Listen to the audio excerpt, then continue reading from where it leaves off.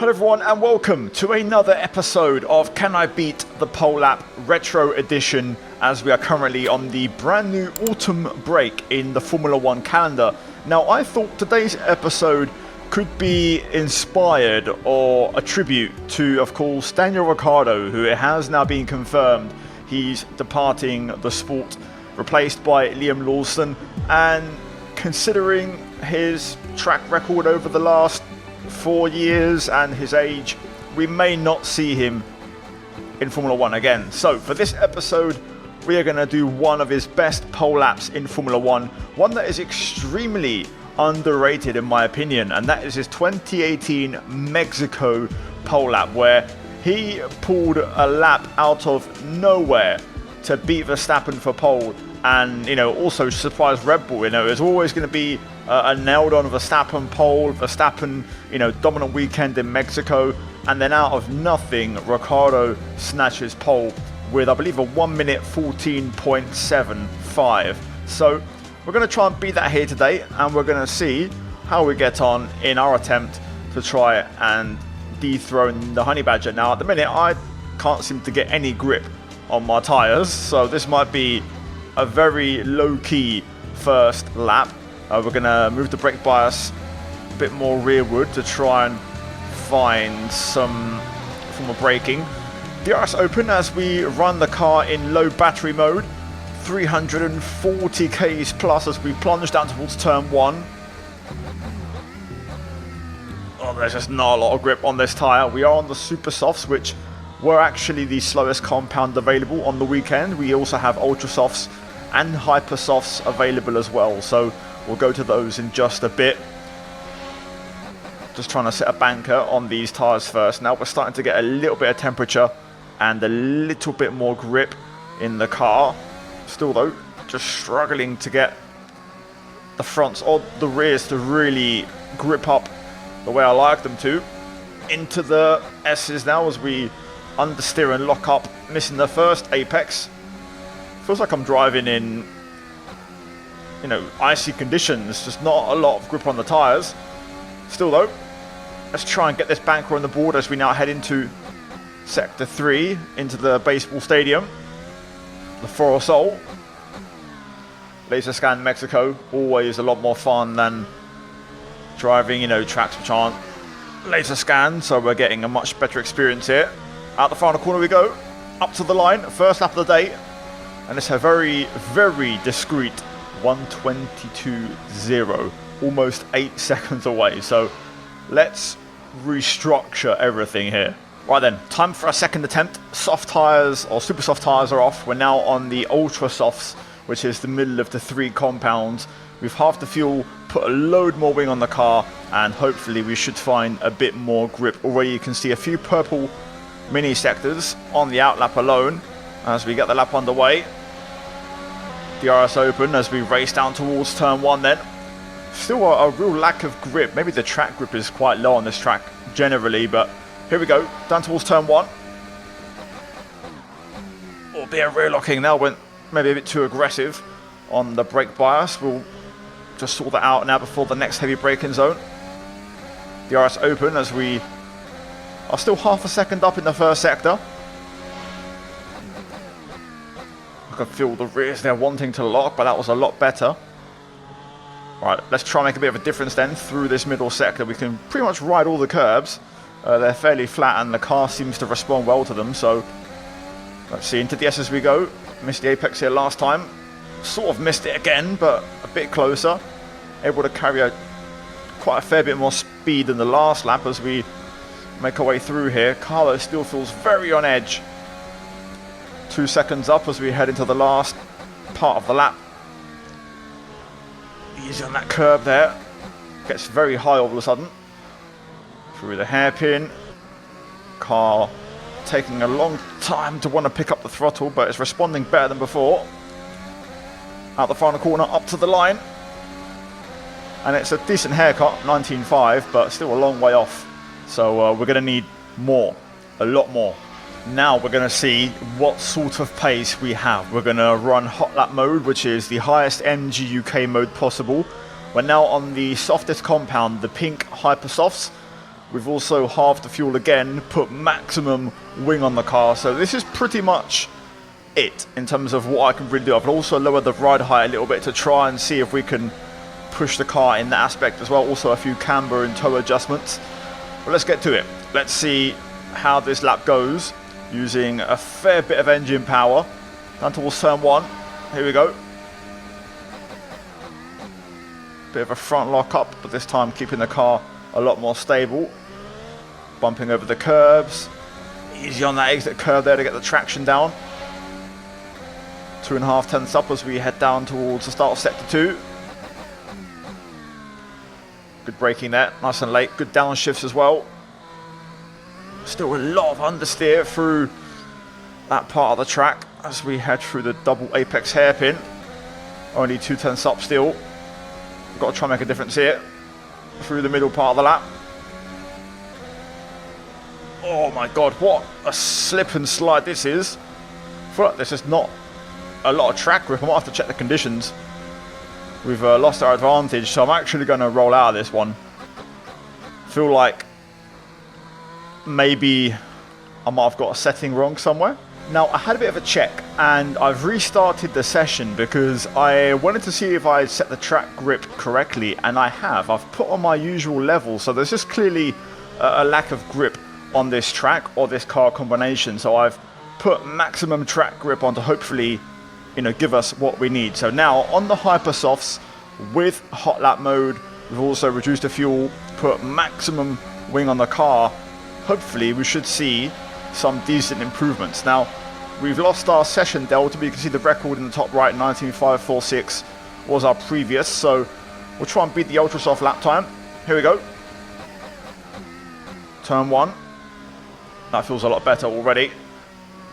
Feels like I've got a bit of a front end on the car now. Still a bit of understeer, just kind of sitting in the background, but definitely a big improvement. Now this is going to be really a pretty serious attempt, as we don't have any more softer tyres to go to, and we're running pretty decent engine modes. I've been messing around with ride heights because I want to try something. So on this one, I'm running the rake really extreme because that's what the Red Bull team would do, you know, with this generation of cars, like you saw in 2021. Run the rear really high and the front really low. So I want to see if that feels any better. If not, we'll revert to a more traditional flat rake and just run the car as low as possible.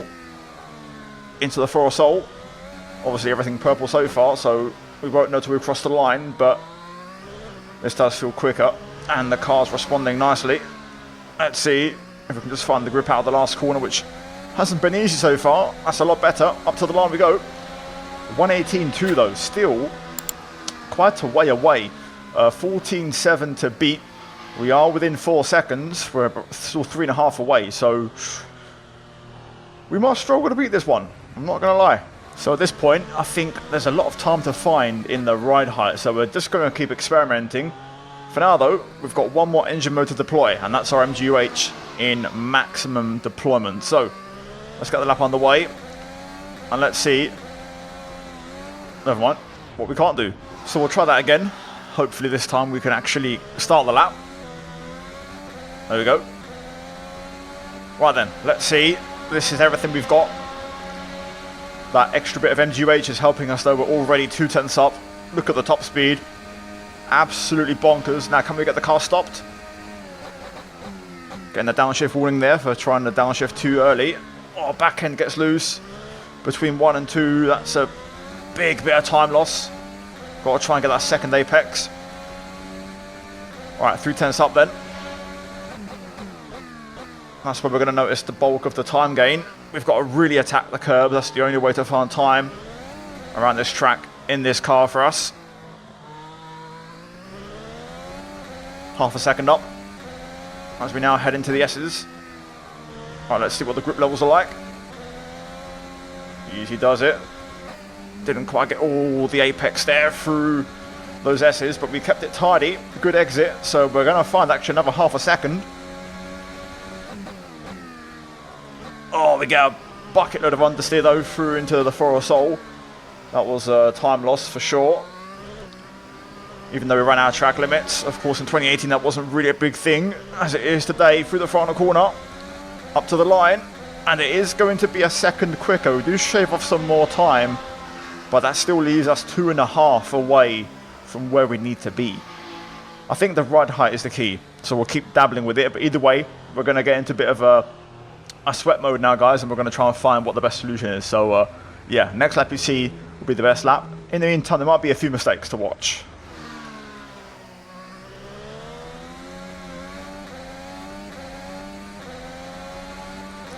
It's better. That last corner cost me a little bit, but 16.5, getting closer, getting closer. That felt pretty good. That's the best the car has felt. I don't think we're going to beat the time, but we'll get close. Didn't go quicker. Bit of time in sector 3, which is what I think. I reckon if I can get below 16, I've done well. Oh. Overheating the rears. That's a shame. Definitely a little bit more time in it, for sure.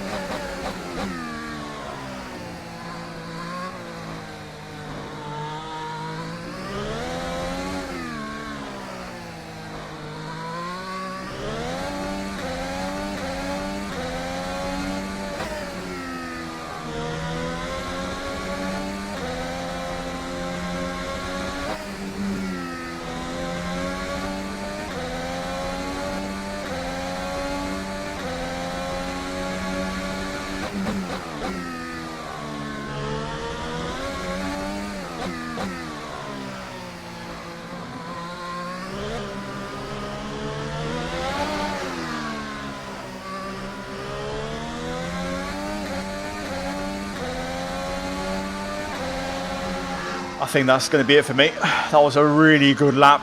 The car felt great. Put it all together. I reckon there's a smidge in the last sector, maybe a little bit in the first, but generally we hit all the curbs, all the apexes super aggressively and got the car to work well. In the end, nowhere near the time with a 14.7 to beat, but 16.0, I'm happy with that one.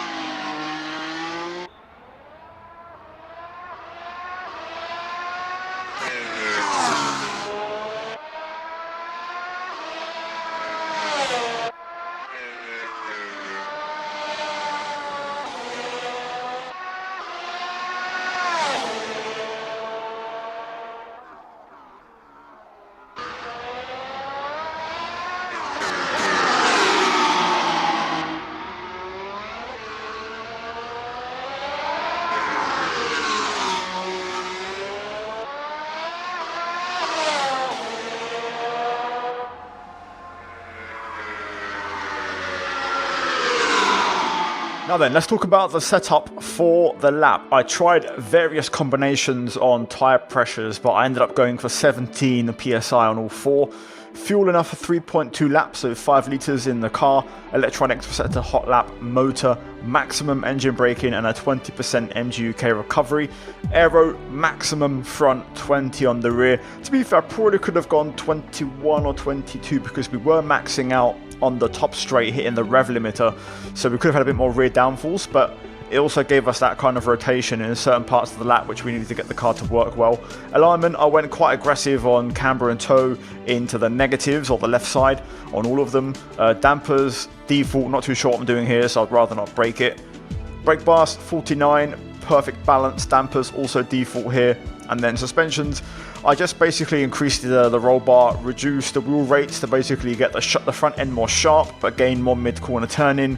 I got the ride height on the front and the rear also adjusted. I lowered the front, increased the rear, running that kind of rake that Red Bull ran, and that worked pretty well. Suspension advanced, default, and then nothing else on various or pit stop strategy. So guys, there we go. That is it for today's Daniel Ricciardo tribute episode of Can I Beat the Pole Time. We did do another video with him. We attempted his Monaco pole lap video. If you haven't seen that one, I'll leave that at the end of the video with the 2 videos linked. Also, I'll leave it linked up in the top right as well if you're going to want to go watch it.